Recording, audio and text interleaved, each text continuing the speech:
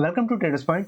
ये एक सीरीज है जहां पर हम उन सारे प्रॉब्लम्स के बारे में डिस्कस करते हैं जो एक new trader and retail trader face करता है अपने ट्रेडिंग लाइफ में। और ये प्रॉब्लम्स इतने कॉमन होते हैं कि लोग इसके बारे में ज़्यादा डिस्कस नहीं करते।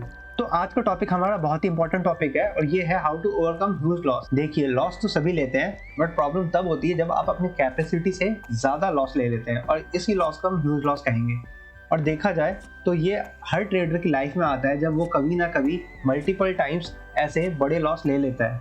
और ये लॉस आपके दिन की चैन और रात की नींद दोनों उड़ाने की ताकत रखती हैं, क्योंकि बेसिकली ये लॉस आपके लास्ट के 2 हफ्ते 3 हफ्ते या महीनों की मेहनत भी एक बार में वाइप आउट कर देती है। तो इसी वजह से आपको बेसिकली ह्यूज लॉस लेने से पहली बात तो बचना चाहिए। बट अगर आपने ह्यूज लॉस ले लिया है तो उसको आप ओवरकम कैसे करेंगे, इस वीडियो में हम उसको देखेंगे। तो हमारा पहला सॉल्यूशन है कि अगर आपने एक बड़ा लॉस ले लिया है तो कोशिश कीजिए नेक्स्ट के 2-3 डेज आप मार्केट से दूर रहें। क्योंकि सपोज कीजिए अगर आप डेली ऑन एन एवरेज 10,000 कमाते थे और आपने एक दिन में -50,000 का एक लॉस ले लिया है, तो होगा क्या कि अगर आप अगले दिन वापस ट्रेड करने आते हैं अपने लॉस डे के बाद, तो अगर आप वापस यहाँ पर 5,000 का प्रॉफिट कर रहे हैं तो अब आपको ये 5,000 का प्रॉफिट पसंद नहीं आएगा। आपका मन प्रीवियस लॉस को रिमेंबर करेगा और वो कोशिश करेगा कि आप आगे निकलें और 25,000 या कम से कम 50,000 का प्रॉफिट अर्न करें।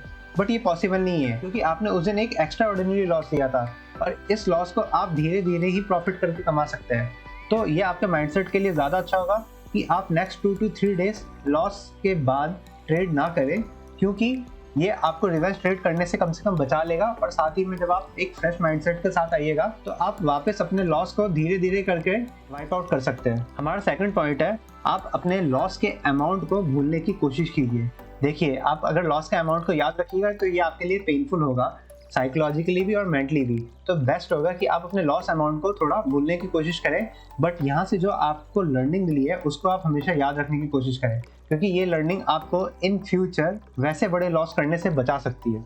आप अपने लॉस को एक छोटे बच्चे के चलने जैसा ट्रीट करें। जब भी एक छोटा बच्चा चलना स्टार्ट करता है तो वो बहुत बार गिरता है और उसको चोट भी लगती है, बट वो वापस खड़ा होता है और वापस चलने की कोशिश करता है। तो अगर आपको एक सक्सेसफुल ट्रेडर बनना है तो आपको ये बड़े लॉस कभी ना कभी तो होंगे ही, और जब भी आपको ये लॉस हो तो आपको उनसे सीखना है। एक ट्रेडर की लाइफ में ह्यूज लॉस तो आते हैं, बट अगर आपकी विल पावर स्ट्रॉन्ग है तो आप वापस उससे बाउंस बैक जरूर करेंगे और आप अपनी गलतियों से सीखेंगे और वापस उठकर और अच्छे से कम बैक करेंगे।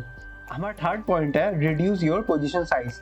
अगर आपने एक अच्छा लॉस ले लिया है तो आपके लिए ये भी बेस्ट रहेगा कि अगर आप अपनी पोजीशन साइज को 1/4 कर लें या हाफ कर लें, क्योंकि अब आपके लिए मेन मकसद प्रॉफिट कमाना नहीं है। आपका मेन मकसद होना चाहिए अपने आप के लिए कॉन्फिडेंस बिल्ड करना, क्योंकि ये कॉन्फिडेंस है जो आपको वापस प्रॉफिटेबल बनाएगा।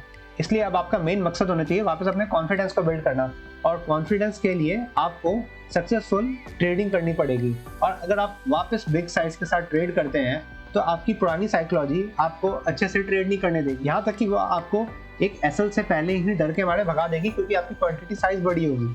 तो इसी वजह से बेस्ट होगा कि अगर आप जो नॉर्मल क्वांटिटी ट्रेड करते हैं उसकी 1/3 हाफ क्वांटिटी में ट्रेड करें, ताकि आप अच्छे माइंडसेट के साथ ट्रेड कर सकें।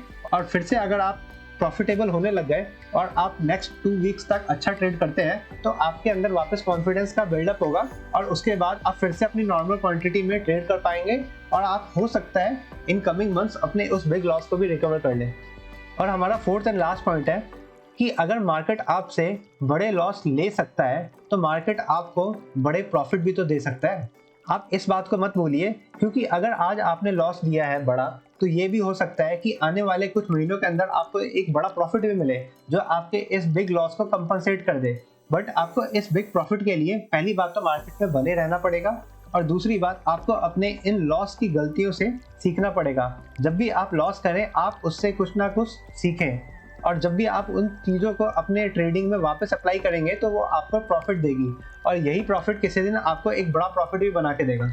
तो पहली बात, अपने ऊपर कॉन्फिडेंस बनाए रखें, और जब भी कोई बड़ा लॉस हो तो थोड़ा क्वांटिटी साइज रिड्यूस करके गेम में बने रहें, ताकि आप वापस एक अच्छा प्रॉफिट जनरेट कर सकें।